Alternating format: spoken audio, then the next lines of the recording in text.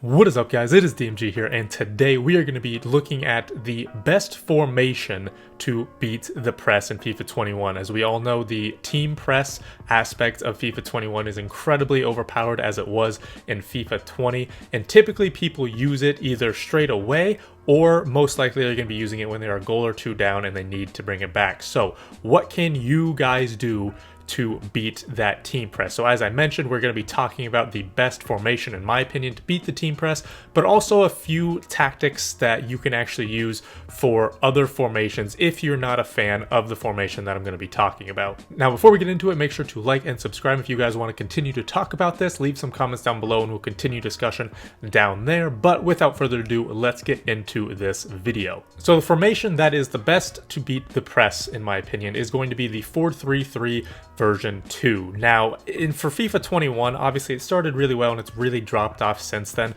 but one thing that's actually stayed and something that I actually genuinely like is the fact that you can use a lot of different tactics and a lot of formations to beat your opponent. Now, yes, there's still the obvious 4-4-2, 4-2-3-1 that a lot of pros use, but, you know, 99% of us aren't pros. So, again, we've used a lot of different formation. We've tried to see what the best formation is to, you know, do certain things on the field to get width, to get more narrow, to get a goal, to defend better, and this one is the best to beat the press, at least in my opinion. The reason why this is so good is because of the different triangles on the field, and it also, along with that, it also spreads the field out a lot. So in terms of the triangles, you actually have two that are very important. There's also a third that maybe isn't as important. So that third triangle that's not as important is this center back and defensive mid triangle. The reason why it's not as important, we'll get into it later on through some clips that I have, is because typically you're going to be chipping it over from your goalie to one of your center backs, and you don't really need to actually play the ball a whole lot between this triangle. But the other two triangles that are vastly important and going to be the key to breaking the press in this formation is going to be the defensive mid and the two center mids, so this midfield triangle, and it's also going to be this two center mids and the striker triangle. So your center mids are going to be the heart of this, you know, formation breaking the press. They are going to be the main players in it, and they're also going to be scoring a lot of goals if you do happen to successfully beat it. The reason being is because we actually have this striker on false 9. So in this formation, and again, I'm going to say it again, this striker is on false 9. The reason why we do that is because then the striker drops in and kind of plays like that center forward, center attacking mid position. So again, there's going to be that really nice triangle between your midfield and then your two center mids and then your striker. Not only that, but because it is a 4-3-3, we obviously have left and right wingers,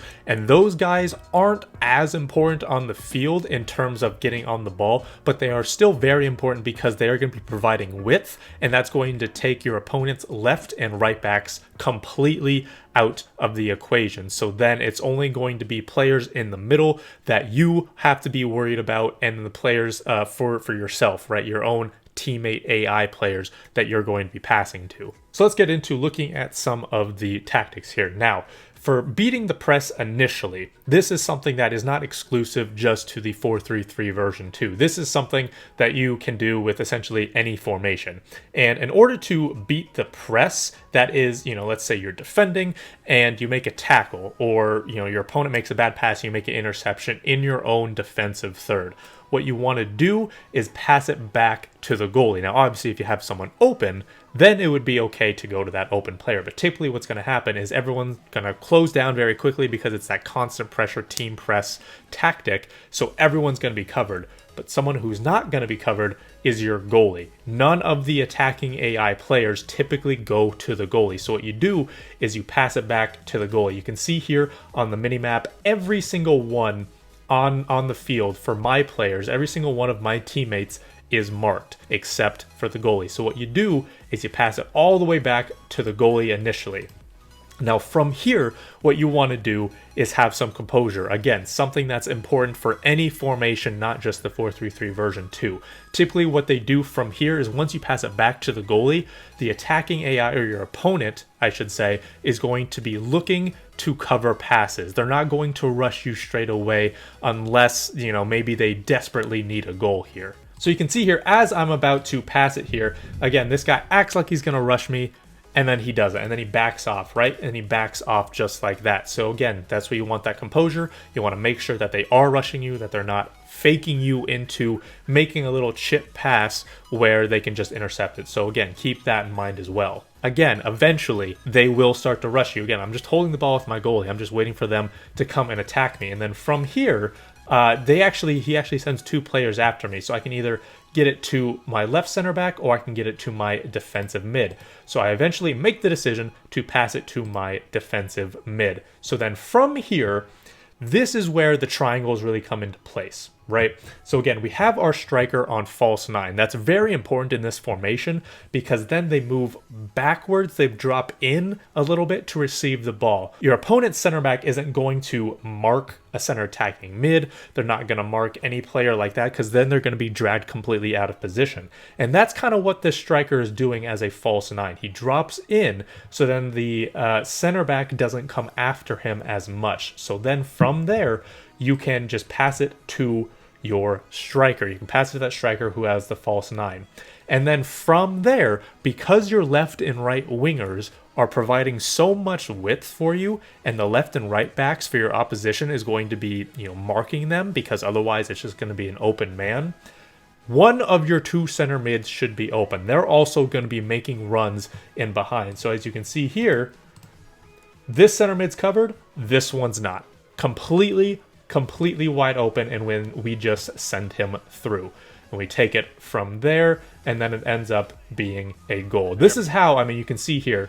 There we go. That you can see here from the scoreline, right? Yes. It's 7-1. Obviously, this guy's just trying to team press, but this is how we ended up getting, 4 of our goals, right? It was 3-1, I think, and, obviously at 3-1 in FIFA 21, that's not by any means a game that's over. That's when he started team pressing. That's how we got 3 and now, 4 goals from that is from this team press. So we're going to take a look at this next highlight as well. And right here, it starts with us winning the ball with Alex Sandro. Now I do actually have someone down here, but I'm not paying attention to my mini map, which is something that you guys need to do. Be better than me. Pay attention to your minimap. One of the end-all be-all things, in my opinion, is just pass it all the way back to the goalie. So from here, right, we're looking to pass to the goalie, or we can just kind of hold it, right? Again, we have time on the ball. This guy is just kind of running around trying to intercept passes, not necessarily trying to attack me.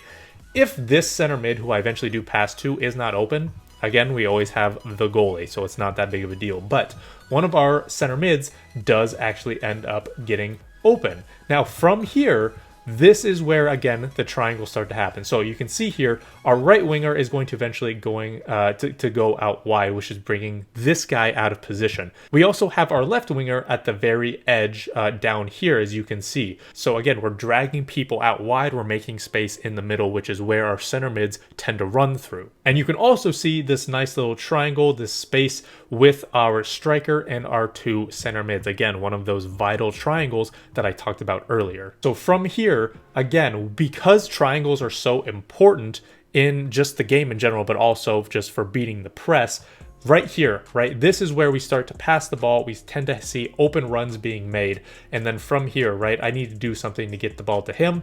So I pass it to my other center mid, and now this guy is completely open. Now, obviously, this pass right here is not that good because of Gozens, right? It's his weak foot. He's not that great of a player overall. So this is where it's important to really make sure you have those quality center mids to go forward, to go back, to attack, to defend it, who are good on the ball as well. Now, eventually, we do get a goal out of it because, our center mids aren't the worst players, right? It's not like they're silvers. It's not like they have, it's not like they're 75, 76 overall. They do actually have some good stats.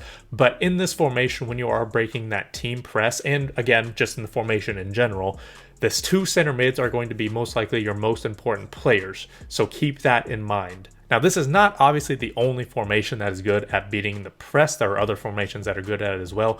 This is just the one that is the most consistent and the most effective at beating the press from the formations that I have played with. If you take nothing else away from this video, make sure just to find triangles when you are beating the team press, because that, again, is not exclusive just to the 4-3-3 version 2. Finding triangles is always going to help you beat the team press. So that is going to do it for this video. Again, if you do have any questions or comments, leave them down below and I will try to answer them for you guys. But like I said, that is going to be it. Thank you guys so much for watching. This has been DMG. Peace.